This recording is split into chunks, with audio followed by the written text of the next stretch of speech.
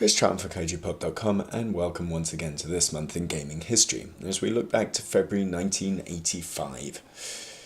Romance was not in the air at the Connecticut Leather Company this month, as Coleco and its ColecoVision were in somewhat dire straits. ColecoVision had launched back in 1982, and in an early format war with rivals Mattel and the Intellivision and Atari systems, comfortably outstripped its competitors as a console in the West with convincing arcade ports.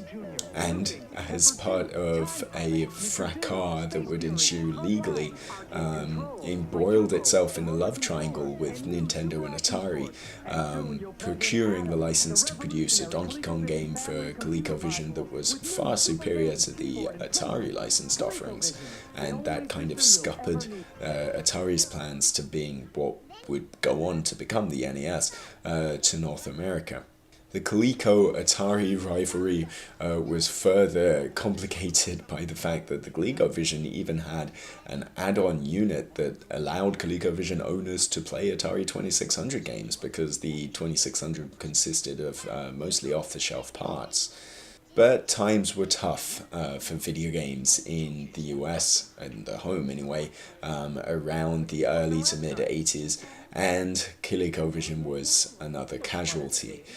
Despite more further add-ons that could transform the ColecoVision into a home computer, dubbed the Atom, it just wasn't working out, and it especially wasn't working out in the UK, where home microcomputers were more affordable and more prevalent anyway.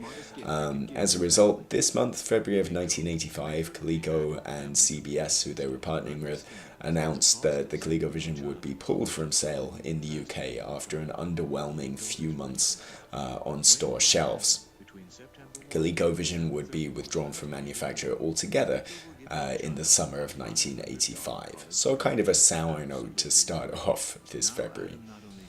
Still, at least video games were happening, and staying with the UK, a big hit this month was Everyone's a Wally from Microgen on the Spectrum systems. This was a follow-up to a prior Chris Hinsley title, Pyjama-Rama, using the same engine and using the same character of Wally Week, and this was kind of expanded now to allow players to control Wally's entire family. Thus, Everyone's a Wally. Surely it should be Everyone's a Week. Oh, never mind. This is one of those games that are really, really hard to play these days, mainly because it's difficult to head into an emulator with any real idea of what's going on. It's kind of it's in much the same way as say the later Dizzy Prince of the Yogfolk and things like that were concerned. It's sort of a platformer come adventure game with inventory puzzles mixed in with the standard sort of walking around and jumping. You had to guide each member of the Week family through their day to control each of them as they fulfilled their day's work, building a wall, for instance, or taking books back to the library. Thrilling stuff. If you perform these tasks, you are able to gain access to a safe which would contain your day's wages, and then you would win. Hurrah!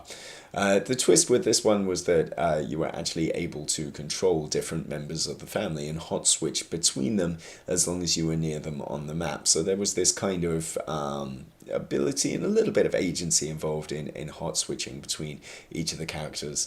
As I said, this is a little bit inaccessible these days, but at the time it was very well received and fondly thought of by those with specky rose-tinted spectacles.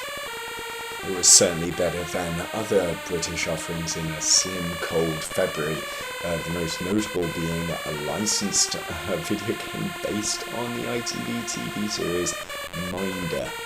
Yeah, there was a Minder video game, and listen to that music. Yeah, let's move on. To Japan then, and a few Famicom titles to keep us going this month, and in a rare instance here, none of them were from Nintendo, or from third parties this month. Infamous shitty job shadow developer Tosei's conversion of Jaleco's Xerion. Xerion was a kind of unremarkable 1983 vertical scrolling arcade game, and it really had aged quite poorly by the time 1985's Famicom conversion came about. It's a pretty straightforward shooter, really. You have a standard dual shot to take out enemies that dance around the screen in Galaxian-like manner. And you also have a more powerful and faster shot that sort of charges up and then cools down afterwards, as indicated by the ammo counter in the bottom right.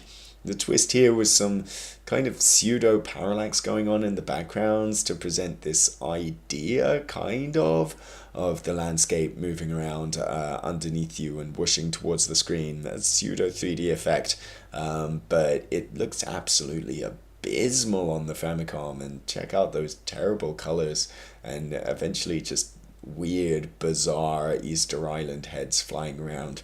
Xerion and its bid to ape Galaxian and Galaga, which were far more popular in the arcades, not going down particularly well. Especially when competing with the genuine article. Namco, under their Famicom publishing brand Namcot, had been bringing their arcade efforts to Famicom in their droves recently, and we've already had a look at Pac-Man and Xevious and indeed Galaxian earlier on in these videos. But this month it was the turn of Galaxian's sequel, Galaga. On the face of it, it's fairly similar as a game. It's still got that impending space doom theme.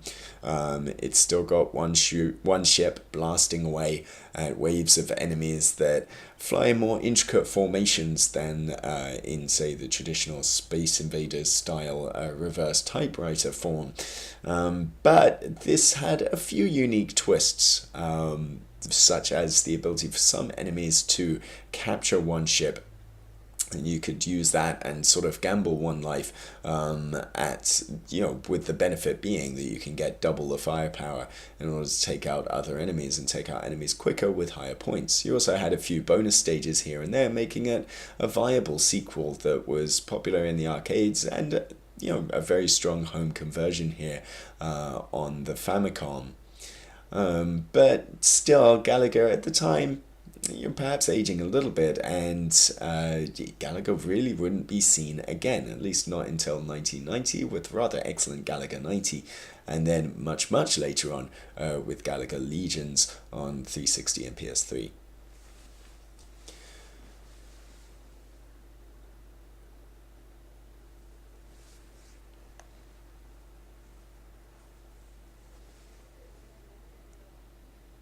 Finally, another port, this time from home computers to the Famicom, as Raid on Bungeling Bay appeared on Japanese systems.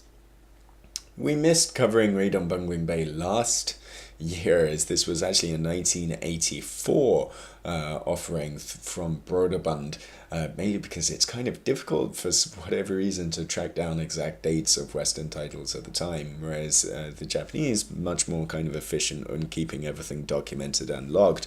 But yes, indeed, Raid on Bungeling Bay had been around for a little bit on Western home computers, but was now brought to Japan for the Famicom and the MSX as well. And, notably, was the first game designed by one Will Wright, long before SimCity and indeed The Sims.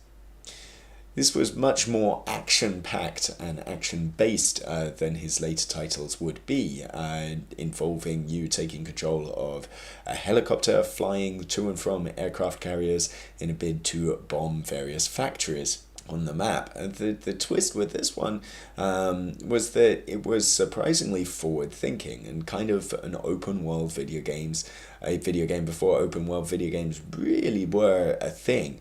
There were different islands that these factories were on, and the entire idea of the game was that you had to work quickly to dispatch everything upon the islands, because the factories were upgrading their technology in real time. the longer you left it, the more tricky the game would become, because the factories would produce more and more enemies and more advanced enemies until they blew your helicopter out the sky. So you had to work kind of quickly. There were even some novel ideas here, such as supply boats moving from island to island that were helping out different islands and different factories in a bid to take you out. So while on the surface of it, playing today, it seems very simple. And another one of those games where it wasn't particularly clear to me that I had to be bombing factories, so I was wandering around lost a little bit in this footage, I have to admit. But in reality, there was an awful lot more going on with Raid and Bungeling Bay underneath the surface, and it's very easy to see the heart that pumped blood around SimCity's body, providing the same energy to Raid on Bungeling Bay. A really interesting offering from Will Wright in 1984/1985.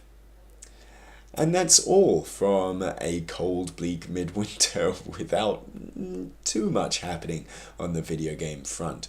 For a full retrospective on the events from February 1985, 95, and 2005, check out kaijupop.com.